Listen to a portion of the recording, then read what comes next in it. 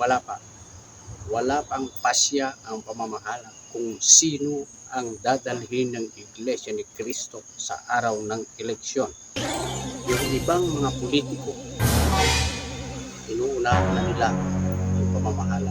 Pero may mga lumalabas na inuunahan na yung pamamahala. Magandang hapon po sa lahat. Ngayon ay Sabado, alas 5:10 na ng hapon, May 3. Wala na kaming trabaho, Sabado. Basta Sabado, uwian na yung mga tao. Yung mga naiiwan dito ng mga kasamahan ko, yung malalayo, kagaya ko. Kasi mga 2-3 oras yung ginugugol kong pagbiyahe mula rito sa job site papunta sa bahay. One way.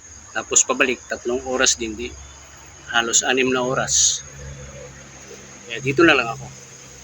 Magandang hapon po, magandang araw sa lahat ng mga makakapanood dito sa Pilipinas at sa saan mang panig ng mundo. Magandang araw po. Ngayon gagawa natin ng reaction, pero bago tayo magpatuloy ay kasi nakikita ko sa aking analytics may mga nanonood sa aking munting channel na hindi po subscriber, hindi nakasubscribe. Nakikita ko po kasi sa analytics nanonood sila.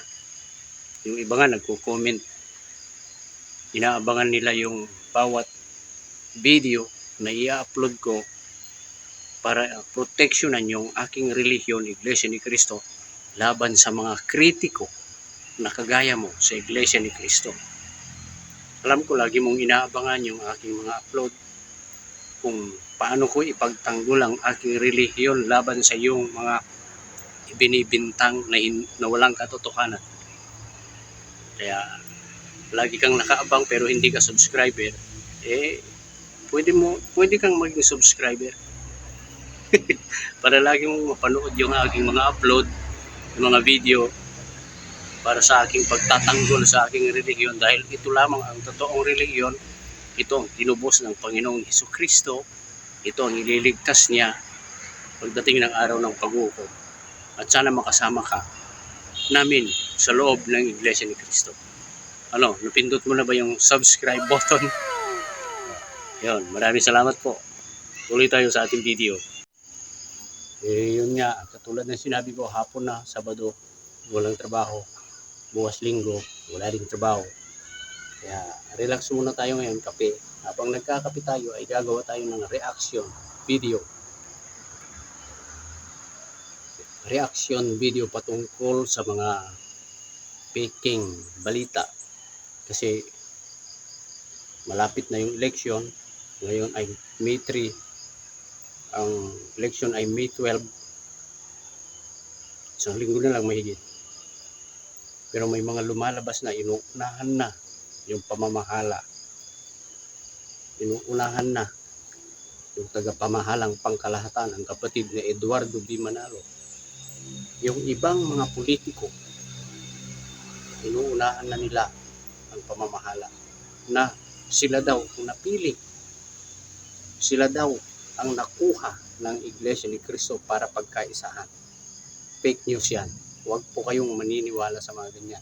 Kahit po kapatid sa Iglesia ni Cristo, pagka nagsalita ng ganyan, lalo sa social media, at nalaman ng pamamahala, automatic yan ititiwalag. Yung mga politiko na nagsasalita ng ganon, na sila di umano ay napili na ng Iglesia ni Cristo, subalit wala pang pasya ang pamamahala, ay iparating po ninyo, sino man ang makakapanood nito, iparating po ninyo sa destinado o sa mga tagapag-ugnay sa bawat distrito kung sino yung mga politiko ninyo para magawan ng aksyon. Kasi malayo pa malinaw po, alam po ninyo, noong nakaraang pagsamba, may binasang palibot liham mula sa tagapamahalang pangkalahatan. Ang nakasaad doon ay malalaman lamang ang mga iboboto, mga taong iboboto mula sa national election sa May 11, araw ng linggo. May 12 election. Doon pa lang malalaman kung sino-sino yung mga pagkakaisahan sa loob ng Iglesia ni Cristo. Kahit ako, kahit yung mga kapatid, kahit yung destinado, ministro, manggagawa, ngayon wala pa silang alam. Sa Lunes, sa linggo pa lang, sa susunod na linggo, kasi linggo bukas, sa susunod na linggo, May 11, doon pa lang ipapaabot kung sino-sino yung sampol balot, nandun yung mga sampol balot. Malinaw po sana ha, kasi may mga nagpapakalat na di umano, sila na daw, yung mga nakuha, napili ng pamamahala ng Iglesia ni Cristo. Kung may mga nagpapakalat na mga ganyan na dito sa social media, halimbawa makinig, halimbawa TV nagpakalat o anumang istasyon yan o sino mang tao, sabihin po ninyo sa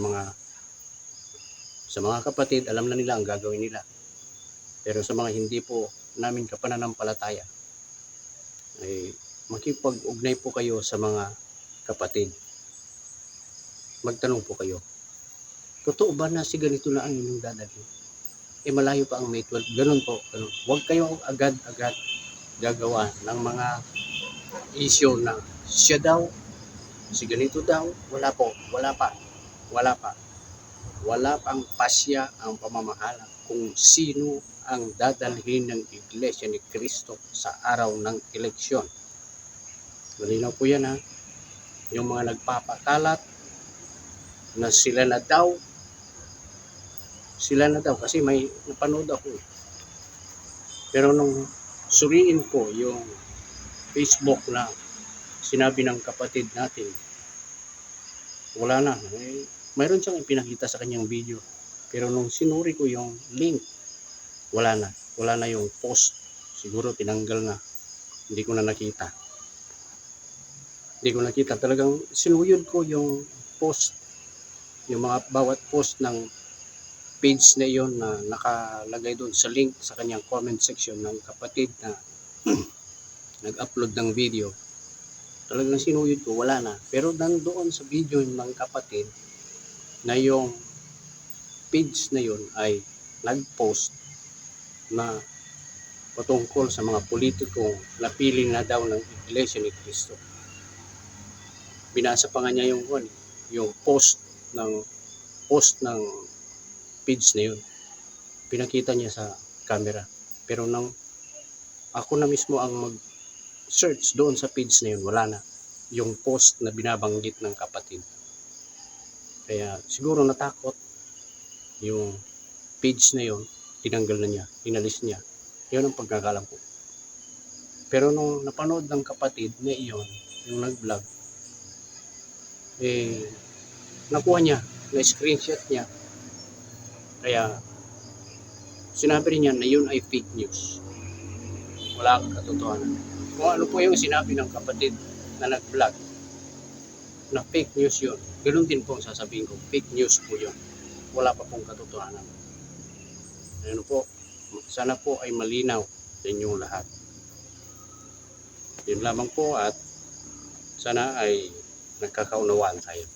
Maraming salamat po.